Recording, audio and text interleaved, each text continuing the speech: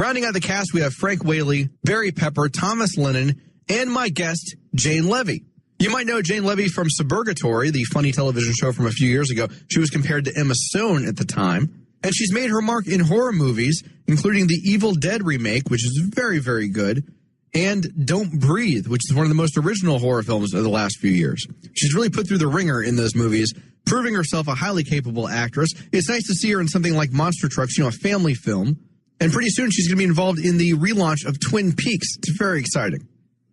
Have the opportunity right now to have Jane Levy on my show. Hello there, Jane. Thanks so much for coming on Max on Movies today. Hi, how are you? Hey, I'm doing fantastic. Thanks very much for joining the show today. We're going to talk about Monster Trucks, but I also wanted to say I greatly enjoyed your work in both the Evil Dead remake and Don't Breathe, especially Don't Breathe. That movie took some interesting twists and turns towards the end. Did you feel comfortable with that because you've worked with that director before? Yes and no. Those movies are hard to make. Yes. They're physically and emotionally very exhausting. But I'm really glad that people love Don't Breathe so much. I think it was really effective in its goal of thrilling its audience.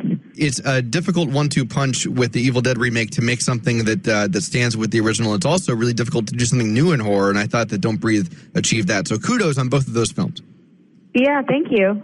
So Monster Trucks, now this is interesting. This is Paramount Animation's first live-action film. Of course, there's CGI in there, but your director here, Chris Wedge, he's worked primarily in animation. People would know him from Ice Age and from voicing Scrat. When you were on set, did you pretty much say, listen, I'm not animated, I know how to do this? Maybe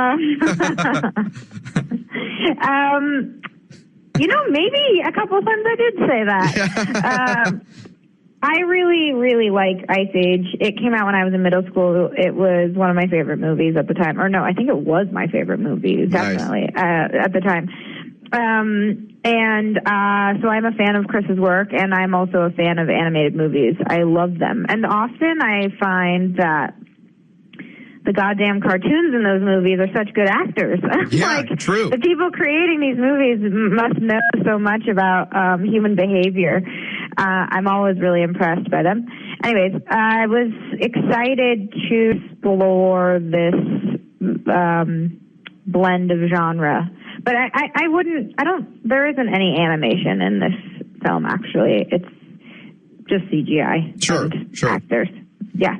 Well, what I liked about Monster Trucks is it reminds me, you talk about being in middle school and enjoying Ice Age. When I was growing up in the 80s, we had these adventure films that were over the top and sort of dangerous, things like, Goonies and Gremlins. And a couple years ago, when the Goosebumps movie with Jack Black came out, I said, well, this is a great example of sort of resurrecting that theme. And the great thing about Monster Trucks is I've never quite seen something like it, but it did remind me of those 80s adventure films. Yeah, that's great. I think that's what they were going for.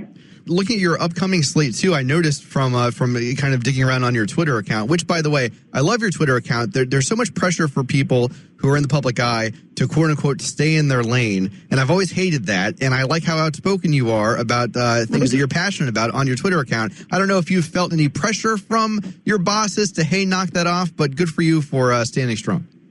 Thank you. But I was noticing that you were posting a couple pictures with David Yao from the Jesus Lizard. You had a chance to work with him. Yes, he has become a really close friend of mine. We made a movie together last year that's actually premiering at Sundance next week called I Don't Feel at Home in This World Anymore.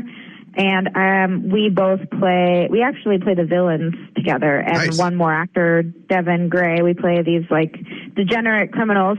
And it was so much fun. I haven't seen the movie yet, but it was one of my favorite experiences I've ever had working in this business. And so I'm excited to see it next week. Very cool. I hope you got a copy of his book about cats. I'd like all of his cat paintings. Those are fantastic. Oh, I didn't know he even had one. Oh, yeah. Ask him. Yeah, no, it's really, you have to, his cat book is fantastic. So if families are going to go see Monster Trucks this weekend, it opens up this weekend. If they see the title and think, oh, this is just for boys or it's just for younger kids, what can they expect from Monster Trucks? I do think that it can be and will be fun for the whole family, boys and girls alike. It's just a fun adventure movie. before I let you go, I wanted to say that in my not so humble opinion, Twin Peaks is the greatest televised show of all time. I'm so hyped for the new show that's coming up on Showtime. I know you're involved with that. How did that come about? Did David contact you? Did you faint right away? Are you a Twin Peaks person? I'm a huge, colossal, enormous, mega Twin Peaks fan, and I'm so excited that I get to be a part of it, but I'm actually not allowed to say anything about it. Of like course. Nothing. Yeah. Well, I'm happy that you're a big fan. I can't wait to see you in that. And Monster Trucks is opening this weekend. Good luck with your upcoming films. And Jane, thank you so much for coming on the show today. Thank you. There's my interview with Jane Levy. Didn't have a whole lot of time with her, but I'm a fan of her work. It was nice for her to swing by Max on Movies. Can't wait to see her in Twin Peaks. And, of course, she's in Monster Trucks right now.